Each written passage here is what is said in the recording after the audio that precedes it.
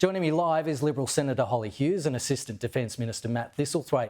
First to you, Hollie, and good morning to you both. Are you worried about the lack of details that may turn off voters? No, because details will continue to be rolled out as we get closer to the election.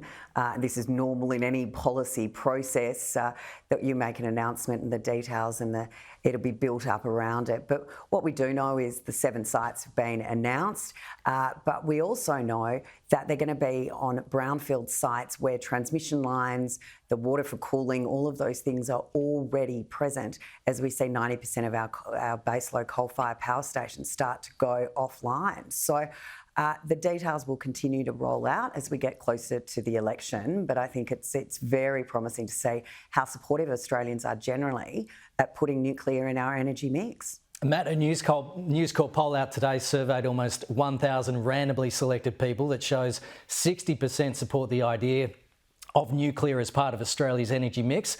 Does that concern you at all about how much support could be out there for nuclear?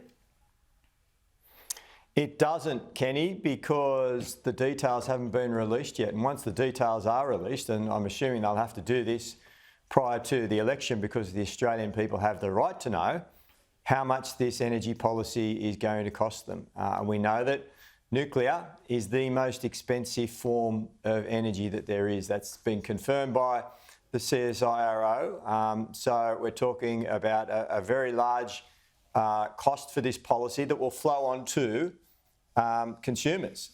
So they're going to face a very, very big increase in their electricity and their energy bills, but they don't know the details at the moment. The other point to make is that we simply don't have time. We're talking about 15 years before any of these nuclear power plants come online. We simply do not have time. We're in a climate emergency and we need to reduce emissions in a gradual process straight away. And that's what the government's policies do. We've got an increase in renewables, a gradual decrease in the reliance on fossil fuels, but through a gradual process that ensures that we have the cheapest form of energy and that energy costs come down.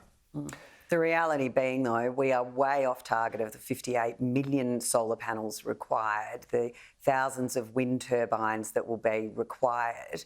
And when we want to talk about costs, energy experts are saying that Labor's plan with the 82% renewables, with new transmission lines, is going to cost around $1.5 trillion, yet we've got those in the Labor Party making juvenile memes and then talking about the cost of nuclear around $8.6 billion, considerably less than $1.5 trillion, because what Labor doesn't want to discuss is the distribution side of energy. That is about 50% of your bill.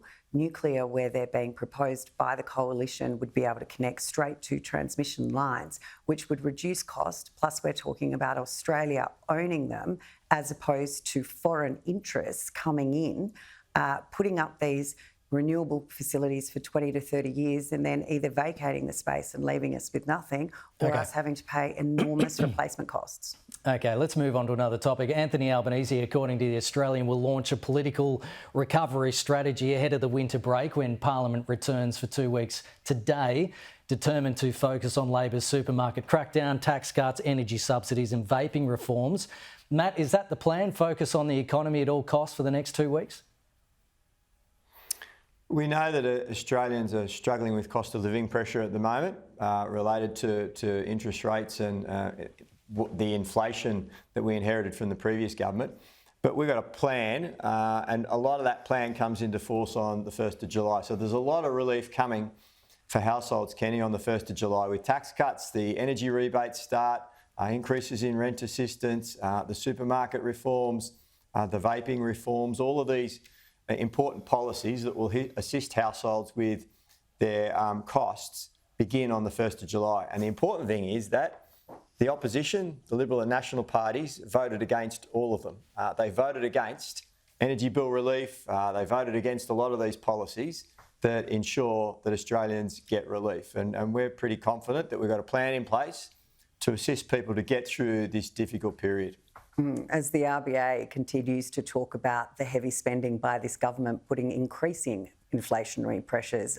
The fact that Matt still refers to the previous government when everyone has acknowledged, all economists and the RBA, that this is homegrown sticky inflation caused by this government's inability to restrain its spending, and that's going to just prolong this cost of living crisis for more and more families for much longer.